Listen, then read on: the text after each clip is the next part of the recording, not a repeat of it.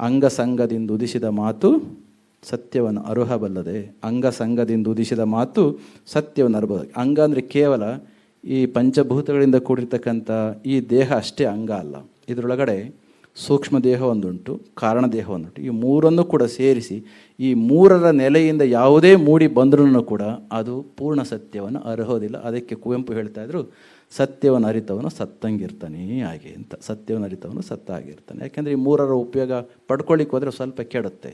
ಈ ದೃಷ್ಟಿಯಿಂದ ಇವತ್ತು ಆಧ್ಯಾತ್ಮಿಕತೆಯ ಅನುಸಂಧಾನವನ್ನು ಮಾಡಲಿಕ್ಕೆ ಹೊರಟ ಈ ಗಳಿಗೆಯಲ್ಲಿ ಅನುಸಂಧಾನಕ್ಕೆ ಪ್ರಕಾಶ್ ರಾವ್ ಅವರು ಹಿರಿದಾದ ವಿಚಾರಗಳನ್ನ ಹೇಳೋದಿದ್ರೂ ಕೂಡ ಕೊನೆಯದಾಗಿ ನನ್ನ ಮಾತನ್ನು ಮುಗಿಸೋದಕ್ಕೂ ಮುಂಚೆ ಅನುಸಂಧಾನದ ವಿಚಾರಕ್ಕೆ ಒಂದೊಂದು ಪರಂಪರೆಯಲ್ಲಿ, ನಮ್ಮದೇ ಪರಂಪರೆಯಲ್ಲಿ ಹಲವಾರು ನೀತಿಗಳನ್ನು ಹೇಳಿಕೊಟ್ಟಿದ್ದಾರೆ. ನಾವು ಅನುಸರಿಸ್ತಾ ಇರ್ತಕ್ಕಂಥ, ನಮ್ಮ ಪರಂಪರೆಗಳಲ್ಲಿ ಅನುಸರಿಸ್ತಕ್ಕಂಥ ಆ ಒಂದು ಸ್ಥಿತಿಗೆ ಹೋಗಲಿಕ್ಕೆ ಒಂದು 3 ಸ್ಟೆಪ್ಸು. ಯಾವ ರೀತಿ ನಮ್ಮ ಆತ್ಯಂತಿಕ ಉದ್ದೇಶ ಸೆಟ್ಲೈಟನ್ನು ಆರಿಸ್ತಕ್ಕಂತಹದ್ದು ಮೇಲಕ್ಕೆ ನಮ್ಮ ಕೆಲಸಗಳನ್ನ ಮಾಡಿಸ್ಕೊಳಕ್ಕಾದ್ರೂ ಕೂಡ ಸೆಟ್ಲೈಟ್ ಎಂಬ ಆತ್ಮವಸ್ತುವನ್ನು ಮೇಲೆ ಏರಿಸಬೇಕು ಅಂತಂದರೆ ನಾವು 3 ಸ್ಟೇಜ್ ರಾಕೆಟ್ನ ಲಾಂಚ್ ಮಾಡ್ತೇವೆ. ನೋಡಿದ್ದೀರಾ? ಸೆಟ್ಲೈಟು ತುದಿಲಿ ಇರ್ತದೆ, ಈ ರೀತಿ ಇರ್ತದೆ. ಅದರ ಕೆಳಗಡೆ 3 ಸ್ಟೇಜಸ್ ರಾಕೆಟ್ ಇರ್ತದೆ. ಮೊದಲ ಒಂದು ಹುರಿದು ಒಂದು 200 ಕಿಲೋಮೀಟರ್ವರೆಗೂ ಎತ್ಕೊಂಡು ಹೋಗುತ್ತೆ. ಒಂದು ಫಸ್ಟ್ ಸ್ಟೇಜ್ ಕೆಳಗಡೆ ಬಿದ್ದೋಗುತ್ತೆ. ಶ್ರೀಹರಿಕೋಟೆಯಿಂದ ಆರಿಸಿದ್ದೆ ಆದರೆ ಬಂಗಾಳ ಕೊಲ್ಲಿಗೆ ಹೋಗಿ ಬೀಳುತ್ತೆ. 200 ಕಿಲೋಮೀಟ್ರಿಂದ 300 ಕಿಲೋಮೀಟ್ರಿಗೂ 2ನೇ ಫೇಸ್ ಉರಿಯುತ್ತೆ. ಅದನ್ನು ತೆಗೆದುಕೊಂಡು ಇನ್ನೊಂದು ಹಂತಕ್ಕೆ ಇಡುತ್ತೆ.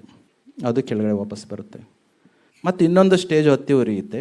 ಕೊನೆಗೆ ಯಾವ ಆರ್ಬಿಟ್ಗೆ ಸ್ಯಾಟಲೈಟನ್ನು ತೆಗೆದುಕೊಂಡೋಗಿ ರಾಕೆಟ್ ಇಡಬೇಕೋ ಇಟ್ಟ ನಂತರದಲ್ಲಿ ಅದು ಕೂಡ ವಾಪಸ್ ಬರ್ತದೆ. ಅಲ್ಲಿಗೆ ನಾವು ನಮ್ಮ ಸ್ಥಿತಿಯನ್ನು ತಲುಪಲಿಕ್ಕೆ ನಮ್ಮ ಹಿರಿಯರು ನಮಗೊಂದು 3 ಸ್ಟೇಜನ್ನು ಹಾಕಿಕೊಟ್ಟು ಹೋಗಿದ್ದಾರೆ. ಅದನ್ನು ಅನುಸಂಧಾನವನ್ನು ನಾವು ಮಾಡ್ತಕ್ಕಂಥದ್ದು. ಯಾವ್ಯಾವುದು 3 ಸ್ಟೇಜು? ಆ 3 ಸ್ಟೇಜ್ ಮಾಡೋದ್ರಿಂದ ಉಪಯೋಗ ಏನು ಅಂತಂದರೆ, ಮಾಡಲಿಕ್ಕೆ ಪ್ರಾರಂಭ ಮಾಡಿ ಗೊತ್ತಾಗುತ್ತೆ ಉಪಯೋಗ ಏನಾಗುತ್ತೆ ಅಂತ. ಸೆಟ್ಲೈಟ್ ಕೆಳಗಡೆ ಕುಳಿತುಕೊಂಡು ನೀನು ಬರೋದ್ರಿಂದ ನನಗೇನು ಉಪಯೋಗ ಅಂತ ಅದು ಪ್ರಶ್ನೆ ಮಾಡ್ತಾ ಇದ್ದಿದ್ದರೆ 400-500 ಕಿಲೋಮೀಟ್ರ್ ಹಂತಕ್ಕೆ ಹೋಗ್ಲಿಕ್ಕೆ ಆಗ್ತಾ ಇಲ್ಲ. ಕೊಡಬೇಕಾಗಿರ್ತಕ್ಕಂಥ ಬೆಳಕನ್ನು ಅಥವಾ ಉಪಯೋಗವನ್ನು ಜನಗಳಿಗೆ ಕೊಡಲಿಕ್ಕೆ ಆಗ್ತಾ ಇಲ್ಲ. ಮೊದಲನೇ ಸ್ಟೇಜ್ ನಮ್ಮ ಹಿರಿಯರು ಹಾಕಿಕೊಟ್ಟಂತಹದ್ದು ಸೇವೆ ಮಾಡುವಂಥದ್ದು, ಸೆಲ್ಫ್ಲೆಸ್ ಸರ್ವಿಸ್. ಮಾಡುವ ಕರ್ಮವೆಲ್ಲವೂ ಕೂಡ ಸ್ವಾರ್ಥಕ್ಕೆ ಆದದ್ದೇ ಆದರೆ ಅದರಿಂದ ನಮ್ಮ ಮೇಲಿನ ಹಂತಕ್ಕೆ ಹೋಗಲಿಕ್ಕೆ ಸಾಧ್ಯ ಇಲ್ಲ. ಅದು ಸ್ವಾರ್ಥ ಕರ್ಮ ಆಗುತ್ತೆ. ಕುರ್ವನ್ನೇವ ಇಹ ಕರ್ಮಾಣಿ ಜಿಜೀವಿಷೇ ಶತಗಂ ಸಮಾಹ ಏವಂ ತ್ವಯಿನ ಅನ್ಯತೆ ದೋಸ್ತಿ ನ ಕರ್ಮ ಲಿಪ್ಯತೆ ನರಹೆ. ಕೆಲವರು ಹೇಳ್ತಾರೆ, ಈ ಆಧ್ಯಾತ್ಮಿಕ ಅನುಸಂಧಾನವನ್ನು ಮಾಡಲಿಕ್ಕೆ ಹೊರಟದ್ದೇ ಆದರೆ ಈ ಕರ್ಮ ಅಂತಕ್ಕಂಥದ್ದು ಜಗತ್ತಿಗೆ ಬಂಧಿಸುತ್ತಂತೆ. ಅಂಥ ಕರ್ಮ ಬೇಕಾ ನಮಗೆ? ಹೌದು, ಹಲಸಿನ ಹಣ್ಣನ್ನು ಕೊಯ್ಲು ತಿನ್ಲಿಕ್ಕೆ ಹೋದರೆ ಅಂಟುತ್ತೆ ಕೈಗೆ. ಹಾಗಂತ ಬಿಟ್ಟಿದ್ದೇವೆ ನಾವು? ಕೈಗೆ ಏನು ಸವರ್ಕೊಳ್ತೇವೆ? ಎಣ್ಣೆ ಸವರ್ಕೊಳ್ತೇವೆ, ಹಣ್ಣನ್ನು ಬಿಡಿಸ್ತೇವೆ, ಹಣ್ಣು ತಿಂತೇವೆ. ಹಾಗೆ ಈ 100 ವರ್ಷ ಜಗತ್ತಿನಲ್ಲಿ ಬದುಕ್ತಕ್ಕಂಥ ನಾವುಗಳು ಹೇಗೆ ಮಾಡಬೇಕು? ಕರ್ಮ ಮಾಡ್ತಾನೆ ಬದುಕಬೇಕು. ಕರ್ಮ ಮಾಡದೆ ಒಂದು ನಿಮಿಷವೂ ಕೂಡ ಇರಲಿಕ್ಕೆ ಆಗೋದ್ರಿಂದ ಕೃಷ್ಣ ಹೇಳಿ ಆಗಿದೆ. ನಮಗೂ ಕೂಡ ಗೊತ್ತಿರೋ ವಿಚಾರಣೆ ಅದು. ಆದರೆ ಮಾಡುವ ಕರ್ಮ ಹೇಗಿರಬೇಕು ಅಂತಂದರೆ, ಸೇವಾ ರೂಪದಲ್ಲಿದ್ದದ್ದೇ ಆದರೆ, ಸೆಲ್ಫ್ಲೆಸ್ ಸರ್ವಿಸ್ ಇದ್ದದ್ದೇ ಆದರೆ, ಒಂದು ಹಂತದ ಎಂಥದೋ ಒಂದು ದೋಷ ಇದೆ. ಅದಕ್ಕೆ ಏನು ಬೇಕಾದ್ರೂ ಹೆಸರು ಕೊಟ್ಕೊಳ್ಬೋದು. ನಮ್ಮ ಹಿರಿಯರ ಹೆಸರು ಕೊಟ್ಟಿದ್ದು ಅದಕ್ಕೆ ಮಲದೋಷ ಅಂತ. ಅಂತಹದೊಂದು ದೋಷ ಹೋಗಿ ನಮ್ಮನ್ನೊಂದು 200 ಕಿಲೋಮೀಟ್ರ್ ಮೇಲಕ್ಕೆ ತೊಗೊಂಡೋಗಿ ಬಿಡುತ್ತೆ. ಅಷ್ಟೇ ಸಾಕಾ? ಸೇವೆಯನ್ನು ಮಾಡ್ತಾ ಜನ ಹೊಗಳಿಕ್ಕೆ ಹಿಡಿದ್ರೆ ಅಹಂ ಬರ್ತಾ ಹೋಗ್ತದೆ. ಇನ್ನೊಂದು ಹಂತದ ದೋಷ ಇರ್ತದೆ. ಅದು ಹೋಗಬೇಕು ಅಂತಂದರೆ ಒಂದಿಷ್ಟು ಭಕ್ತಿ, ಉಪಾಸನೆ, ನಾಮಜಪ, ಹೋಮ, ಏನೆಲ್ಲ ನಾವು ಅವರವರ ಪರಂಪರೆಗೆ ತಕ್ಕದಾಗಿರ್ತಕ್ಕಂಥ ವಿಧಿವಿಧಾನಗಳಿದೆ. ಅದೊಂದು ಹಂತದ ಮತ್ತಷ್ಟು ಮೇಲಕ್ಕೆ ತೆಗೆದುಕೊಂಡು ಹೋಗುತ್ತೆ. ಅಲ್ಲಿಗೆ ಸೇವೆ ಆಯಿತು, ಭಕ್ತಿ ಉಪಾಸನೆಗಳಾಯಿತು. ಇನ್ನೊಂದು ಹಂತ ಬೇಕೇ ಬೇಕು. ಈಗ ಮೊನ್ನೆ ನಮ್ಮದೊಂದು ಸೆಟ್ಲೈಟು ಫೇಲ್ಯೂರ್ ಆಯಿತು. ಮೊದಲನೇ ಹಂತ ಸಕ್ಸಸ್, 2ನೇ ಹಂತನೂ ಕೂಡ ಸಕ್ಸಸ್ ಆಯಿತು. 3ನೇ ಹಂತ ಅದು ಇನ್ಫ್ಲೇಮ್ ಆಗಲಿಲ್ಲ. ಕೊನೆಗೆ ಸೀದಾ ಸೆಟ್ಲೈಟ್ ಸಮೇತ ಬಂಗಾಳ ಕೊಲ್ಲಿಗೆ ಬಂತು. ಈ ಕೊನೆಗೆ ಮಿಷನ್ ವಾಸ್ ಫೇಲ್ಡ್. ಅದೇ ರೀತಿ ನಾವು ಎಷ್ಟೇ ಉಪಾಸನೆಯನ್ನು ಮಾಡಿದ್ರೂ, ಎಷ್ಟೇ ಸೇವೆಯನ್ನು ಮಾಡಿದ್ರೂ, ಬೋಧಃ ಅನ್ಯ ಸಾಧನೆಭ್ಯೋ ಹಿ ಸಾಕ್ಷಾತ್ ಮೋಕ್ಷೈಕ ಸಾಧನಂ. ಈ ಎಲ್ಲವೂ ಇದ್ರೂ ಕೂಡ ನಿಮಗೆ ಭಕ್ತಿ ಉಪಾಸನೆ ಇದ್ದು ಸೇವಾ ಬದುಕು ಇದ್ರೂ ಕೂಡ ಜ್ಞಾನ ಅಂತ ಒಂದು ಇಲ್ಲ ಅಂತಂದರೆ ಕೊನೆಗೆ ಮೋಕ್ಷ ಅಥವಾ ಆಧ್ಯಾತ್ಮಿಕತೆಯ ಆತ್ಯಂತಿಕ ಸ್ಥಿತಿ ನಮಗೆ ಸಿಗೋದಿಲ್ಲ. ಅದನ್ನು ಹಿರಿಯರಿ ಶಾಸ್ತ್ರದಲ್ಲಿ ಹೇಳಿದ್ದಾರೆ, ಬೋಧಃ ಅನ್ಯ ಸಾಧನೆಭ್ಯೋ ಹಿ ಸಾಕ್ಷಾತ್ ಮೋಕ್ಷೈಕ ಸಾಧನಂ. ಹೇಗೆ ಅಂತ ಹೇಳ್ತಾರೆ, ಪಾಕಸ್ಯ ವೋಗ್ನಿವ ಜ್ಞಾನಂ ವಿನಾ ಮೋಕ್ಷ ನ ಸಿದ್ಧ್ಯತೆ. ಅಡುಗೆ ಮಾಡಲಿಕ್ಕೆ ಎಲ್ಲ ಸಾಮಗ್ರಿಗಳನ್ನ ನಾವು ತಂದು ಇಟ್ಕೊಂಡಿದ್ರೂ ಕೂಡ ಅಗ್ನಿ ಇಲ್ಲ ಅಂತಂದರೆ ಅಡುಗೆ ಮಾಡಲಿಕ್ಕೆ ಹೇಗೆ ಸಾಧ್ಯ ಇಲ್ವೋ, ನಮಗೆ ಬೇಕಾಗಿರ್ತಕ್ಕಂಥ ಎಲ್ಲ ಪರಿಕರಗಳನ್ನ ಇಟ್ಟುಕೊಂಡು ಜ್ಞಾನ ಅಂತ ಒಂದು ಇಲ್ಲ ಅಂತಂದರೆ ಜ್ಞಾನೇನೇವತ್ತು ಕೈವಲ್ಯ.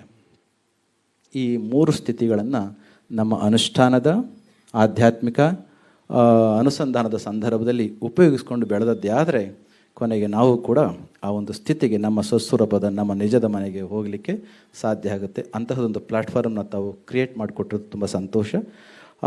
ಜಗತ್ತಿಗೆ ಕೊಟ್ಟಂತಹ ದೊಡ್ಡ ಕಾಣಿಕೆ ನಮ್ಮ ದೇಶದ್ದು ಈಗೆಲ್ಲವನ್ನು ಕೂಡ ಕೊಡ್ತಾ ಇದ್ದೇವೆ. ಒಂದೊಂದು ಕಾಲದಲ್ಲಿ ಒಂದೊಂದು ಪರ್ಟಿಕ್ಯುಲರ್ ಡೊಮೇನ್ ಇರ್ತಿತ್ತು. ಆದರೆ ಇತ್ತೀಚಿನ ವರ್ಷಗಳಲ್ಲಿ ಗ್ಲೋಬಲೈಸ್ಡ್ ಆದಮೇಲೆ ಎಲ್ಲ ಆದಮೇಲೆ ನಮ್ಮ ಭಾರತವೂ ಕೂಡ ಜ್ಞಾನದ ಜೊತೆಯಲ್ಲಿ ಎಲ್ಲವನ್ನೂ ಕೂಡ ಕೊಡ್ತಕ್ಕಂಥ ಕೆಲಸವನ್ನು ಟೆಕ್ನಾಲಜಿ ಕೊಡ್ತಾ ಇದ್ದೇವೆ, ಸೈನ್ಸ್ ಕೊಡ್ತಾ ಇದ್ದೇವೆ.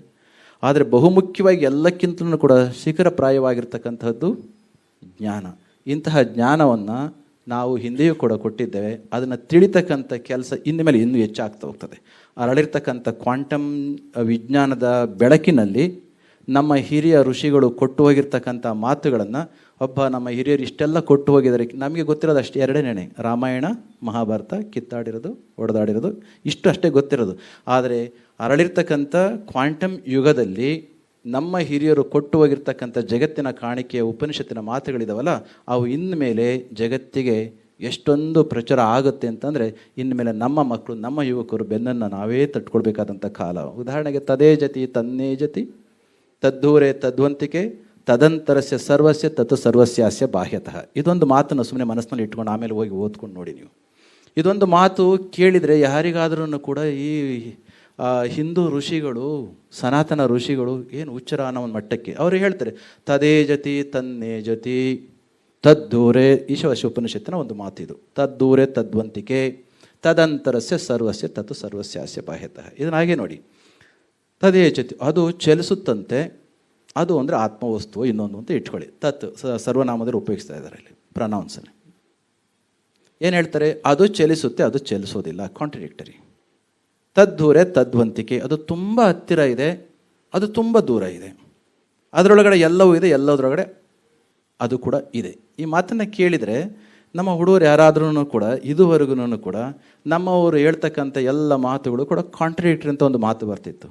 ಆದರೆ ಇತ್ತೀಚೆಗೆ ಕ್ವಾಂಟಮ್ ಯುಗ, ಕ್ವಾಂಟಮ್ ಸೈನ್ಸ್ ಹರಡಿದ ಹಾಗೆ, ಕ್ವಾಂಟಮ್ ಮೆಕ್ಯಾನಿಕ್ಸ್ನ ಅರ್ಥ ಮಾಡ್ಕೊಂಡಂಗೆ ಮಾತನಾಡ್ಕೊಂಡ ಹಾಗೆ ನಮ್ಮ ಉಪನಿಷತ್ತಿನ ಸಾವಿರಾರು ವರ್ಷಗಳಿಂದ ಹೇಳಿ ಹೋಗಿರ್ತಕ್ಕಂಥ ಈ ಮಾತುಗಳನ್ನು ವಿಜ್ಞಾನಿಗಳು ಯಾವ ಮಟ್ಟಕ್ಕೆ ಒಪ್ಪಿಕೊಂಡು, ಸುಮ್ಮನೆ ಹೇಳ್ತೀನಿ, 100 ವರ್ಷದಿಂದ ಶ್ರೊಡಿಂಗರ್ ಅಂತ ಒಬ್ಬ ವಿಜ್ಞಾನಿ, ಆಮೇಲೆ ಬೇರೆ ಬೇರೆ ನಿಲ್ಸ್ ಬೋರ್ ಇರ್ಬೋದು, ಆ ಎಲ್ಲ ವಿಜ್ಞಾನಿಗಳು ಯಾವ ಮಟ್ಟಕ್ಕೆ ಬಂದಿದ್ರು ಅಂತಂದರೆ ಒಬ್ಬ ಒಂದು ಮಾತನ್ನು ಹೇಳ್ತಾನೆ. ಕ್ವಾಂಟಮ್ನಲ್ಲಿ ಅಂದರೆ ಕಣಭೌತಶಾಸ್ತ್ರದ ಕಣಗಳು ಆಡ್ತಾ ಇದ್ದಂಥ ರೀತಿಯನ್ನು ನೋಡಿ ಅಂದಿಗೆ ಇದ್ದಂಥ ಭೌತ ನಿಯಮಗಳಿಗೆ ವಿರುದ್ಧವಾಗಿ ಚಲಿಸ್ತಾ ಇರ್ತಕ್ಕಂಥದ್ದನ್ನು ನೋಡಿ ಇದನ್ನು ನಿಜವಾಗಿ ಕೂಡ ಜಗತ್ತಿಗೆ ಹೇಳಿದರೆ ನಮ್ಮನ್ನು ಏನು ಅಂದ್ಕೊಳ್ಬಿಡ್ತಾರೋ ಅಂತ ಅನುಮಾನವನ್ನು ವ್ಯಕ್ತ ಮಾಡ್ತಾ ಇದ್ದ ದಿನಗಳಲ್ಲಿ, ನಮ್ಮದೇ ಪ್ರಯೋಗಗಳನ್ನು ನಾವು ಜಗತ್ತಿಗೆ ತಿಳಿಸ್ಲಿಕ್ಕೆ ಇಂದು ಮುಂದೆ ನೋಡ್ತಾ ಇದ್ದ ದಿನಗಳಲ್ಲಿ ಭಾರತದ ಉಪನಿಷತ್ತಿನ ಸೂತ್ರ ಮಂತ್ರಗಳು ನಮಗೆ ನಮ್ಮ ನೆರವಿಗೆ ಬಂದು, ಹೌದು ಈಗಾಗಲೇ ಹೇಳಿರ್ತಕ್ಕಂಥ ವಿಚಾರಗಳಿದ್ದಾವೆ, ಇದನ್ನು ನಾವು ಕೂಡ ಹೇಳ್ಬೋದು ಅಂತ ಧೈರ್ಯವನ್ನು ತಂದು ಕೊಟ್ಟಂತಹವು ಭಾರತದ ಭಗವದ್ಗೀತೆ ಮತ್ತು ಉಪನಿಷತ್ತುಗಳು ಅಂತ ವಿಜ್ಞಾನಿಗಳು ಹೇಳೋ ಸ್ಥಿತಿಗೆ ಇವತ್ತು ಬಂದಿದ್ದಾರೆ. ಅದಕ್ಕಿಂತ ಐನ್ಸ್ಟೈನ್ ಅದೇ ಪ್ರಿನ್ಸ್ಟನ್ ಯೂನಿವರ್ಸಿಟಿಯಲ್ಲಿ ಕುಳಿತುಕೊಂಡು ಹೇಳಿದ, all world must be grateful to Indians because they are the people who taught us how to count, without which no worthwhile scientific discoveries could have been taken place. ಇಷ್ಟೆಲ್ಲ ಅವ್ರು ಹೇಳಿತ್ತು. ಮುಂದುವರೆದ ಮಾತು ಹೇಳ್ತೇನೆ. I have made Indian Bhagavad Gita and Upanishads are source of my inspiration to form all my scientific theories. ಸೈದ್ಧಾಂತಿಕ ವಿಜ್ಞಾನಿಗೆ ನಮ್ಮ ಭಾರತದ ಸಂತರ ಸಿದ್ಧಾಂತಗಳು ಅವನ ನೆರವಿಗೆ ಬಂತು ಅಂತಂದರೆ ವಿ ಶುಡ್ ಅಂಡರ್ಸ್ಟ್ಯಾಂಡ್, ನಾವೇನು ಅರ್ಥ ಮಾಡಿಕೊಳ್ತಾ ಇದ್ದೇವೆ. ಅರಳಿರ್ತಕ್ಕಂಥ ವಿಜ್ಞಾನದ ಈ ಯುಗದಲ್ಲಿ ಆಧ್ಯಾತ್ಮಿಕತೆಯ ಅನುಸಂಧಾನಕ್ಕೆ ನಾವು ಉಪನಿಷತ್ತಿನ ಋಷಿಗಳು ಕೊಟ್ಟಿರ್ತಕ್ಕಂಥ ಈ ಮಾತುಗಳನ್ನು ನಾವು ಮತ್ತೆ ಮತ್ತೆ ಮೆಲುಕು ಆಗ್ತಾ ಅವುಗಳನ್ನು ಅನುಸಂಧಾನ ಮಾಡಿ ಅನುಷ್ಠಾನ ಮಾಡಿ ನಾವು ಕೂಡ ನಮ್ಮ ನಿಜದ ಮನೆಗೆ ತೆರಳೋಣ.